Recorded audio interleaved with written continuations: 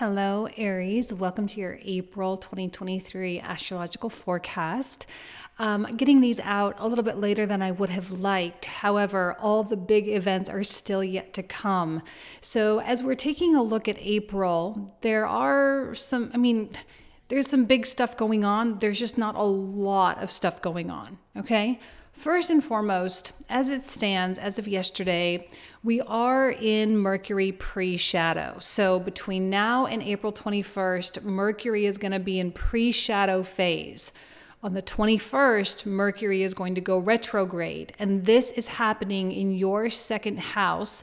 And as you can see, Mercury right here is going to be retrograding in between the North Node and Uranus. Now for you, this is going to have a lot of financial implications. Okay, so I know, Aries, that you are thinking about your money. You are thinking about how to improve your finances. And I actually think this is the biggest point of focus that everything else that's going on is really circulating around, because this is where your mind is going. This is Mercury, so your mind is going in this financial area. So on April 21st, Mercury retrogrades. A couple days before that, on the 19th, very late on the 19th here in the US, it may be the 20th if you're in Europe or in Australia, we are having the big the big total solar eclipse at 29 degrees of Aries. So with this being in your sign, in your first house, this is really going to speak to who you want to become. And that's probably the number one question that's really on your mind. And there is an intrinsic connection between who you want to become as a person and what that means for your finances. If you're happy with your financial situation, chances are it doesn't mean you can't be satisfied and appreciative and grateful, but it's probably going to be time for you to say, okay, I still am wanting more. I'm wanting more growth for myself. I'm wanting to be able to apply what I already know from my life experience, from all the talents and skills that I've developed. How do I really put that out there in the world in a way that provides more value to more people and that also brings higher income to me? So there are going to be some kind of opening minds for Aries, all right? It doesn't mean you're going to have the answer, although with Mercury retrograding with Uranus involvement, there might be some strokes of lightning, brilliant ideas out there for some of my Aries, all right? And there may also be a lot of courage for my Aries as well, like pushing the envelope. Maybe in the past you would have looked at yourself and been like, oh my gosh, that was such a stupid move. But now it doesn't feel stupid. Now it feels more fearless. It feels like you truly are willing to push the envelope and you are willing to go and do things that you've never really tried before. You're willing to spread yourself out and open yourself to a whole new realm of possibilities. All right. So again, remember, this is all really circulating around your financial world. And when it comes to your sense of identity or your idealized self-concept, there's an intrinsic link going on. Seeing yourself as someone who is successful, who is a powerful manifester, who has the types of things that they want to have, and being able to bring in the money to support that. We also have Venus coming in into Gemini on the 11th, and she's really going to stimulate activity. And even though Venus tends to be a little bit more of a leisurely planet, when she comes into Gemini, she does get very excitable and she does get brainstorming. Okay, she's all willing to brainstorm and talk to people and interconnect and to collaborate, because she knows that that's one of the best ways to familiarize herself with a higher vibration or a higher realm of existence or lifestyle. So she's really facilitating a lot of that as she moves in through the 3rd. Remember, this eclipse, okay, we've got the new moon eclipse on the 20th or 19th or 20th. which is just a couple days before Mercury officially retrogrades. He does that on the 21st. And then after that eclipse, we have us building up to a full moon eclipse, which is going to happen at 14 degrees of Scorpio, but that's not until May. We'll talk more about that next month. But in May, we have that 14-degree eclipse. So there is a pretty substantial building of energy. Excuse me. There's a substantial building of energy even right now. On April 6th, we had the full moon in Libra. And normally after a full moon, energy wanes with the moon, right? The moon is waning. It's going back down to that dark moon, new moon place. But this time, the energy doesn't wane with the moon. The energy actually amplifies because now the moon is officially coming into that alignment with the sun and the earth. That's what an eclipse is, right? An alignment with the sun, moon, and earth. So even though we are making our way to a new moon, it is waning, but the energy is amplifying. And after the new moon eclipse in Aries, we are going to continue to intensify as it makes its way toward Scorpio. Okay. Now, this is actually going to be the last eclipse in Scorpio. So we're kind of saying goodbye to that scorpionic attachment to our fears. You know, we're out there waving goodbye, so long, see ya, wouldn't want to be ya kind of thing, and really preparing for a new self to emerge. Okay, so pretty much the entire month of April, we have a gradually intensifying energy.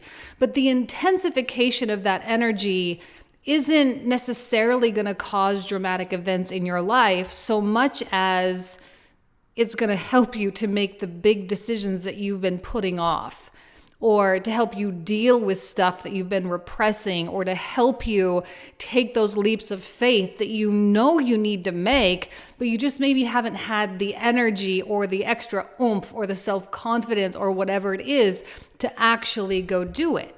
The thing I like about this Mercury retrograde, even though it's in Taurus, which is connected with our sense of self-worth and self-respect, I don't know that we're really going to be sitting around thinking about whether or not we're deserving of this. It's not really what Mercury and with Uranus in the North Node, like there's no consideration there. That's more of like a Venus issue, maybe a Saturn issue, a moon issue, okay? But Mercury and Uranus don't sit around thinking, oh, you know, I just don't know if I'm worthy of that. I don't know if I'm ready. That's not the vibe that's going on here. This is not about feeling ready. It's just about doing it. It's just about taking that leap. And, you know, your mind is just in that great place to be really sick of something that's not working. So sick of it, in fact, that you're actually embracing something completely new.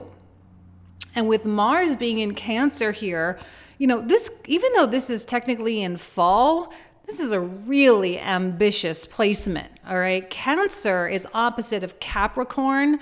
And actually, I always feel that these opposite signs, they all meet in the middle somewhere, okay?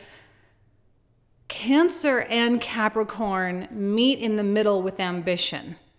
And even though we want to talk about Cancer as being the maternal, you know, caring, nurturing kind of thing, and I'm not saying that's not true or that's not a part of the archetype, but this is a cardinal sign. Cancer is cardinal, and it's about initiating things, and it's about taking things, you know, taking the bull by the horns and directing your life.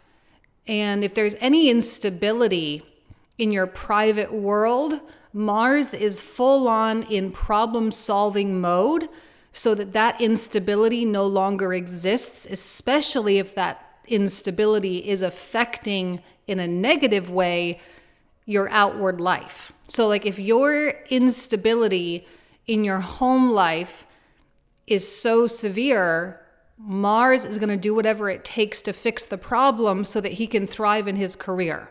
or so that he can thrive in establishing a meaningful romantic relationship.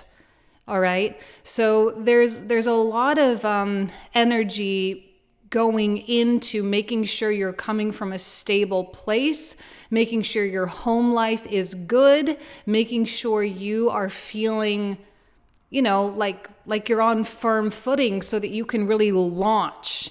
And with this eclipse, this new moon eclipse in Aries, it is time for Aries to launch. Okay, and I sense that many Aries are going to be emerging with something new, or there's going to be some kind of turn of events, or the current of the energy is really going to change quickly, actually. For many of you, it will happen quickly. And if you embrace it and you don't hold on to that fear, your life truly can be headed on an entirely new trajectory. We also have Pluto, by the way, on May 1st, initiating its retrograde, which means around the time of the eclipse, which is on the 19th, and Mercury retrograde the 21st, this last week and a half of April, Pluto is barely moving, like really, really barely moving. And we're going to feel that standstill. We're going to feel that inertia, okay? Come May, when he starts to re-enter Capricorn, there is going to be a real push for that internal determination to not go backwards, to not backpedal. The reason why the energy here is so powerful is because we are needing to really push off the ground as hard as we can. Because with Pluto starting to go backwards, it'll be easy to kind of get sucked back. But if we develop enough momentum moving forward with the new ideas and the new plans and the new strategies, the threat is not as much. We're not trying to revert and go back in our lives. We're trying to keep it going forward. Capricorn, it just kind of has that sucks you in kind of feeling. And so we want positive momentum right now. And the eclipse is offering so much. And actually a Mercury retrograde can be so beneficial with kind of cracking open our mind. And with Taurus, this can often represent where we're stubborn in our minds. But Mercury retrograde says, okay, we need to make these little adjustments. We need to start seeing things differently. We need to start looking at it from a completely different perspective so that we can change our circumstances. Remember, this is materially driven. This is materially focused. This is about your money, your living situation, your cars, your situation at large, okay? And thinking about things differently, even though maybe you have been really locked into a specific mindset, it is changing, and I think you'll feel so good with the change, okay? All right, Aries, I'm going to leave you with that. Thank you so much. You guys know how much I love you. Have an amazing April, and I'll talk to you soon. Take care.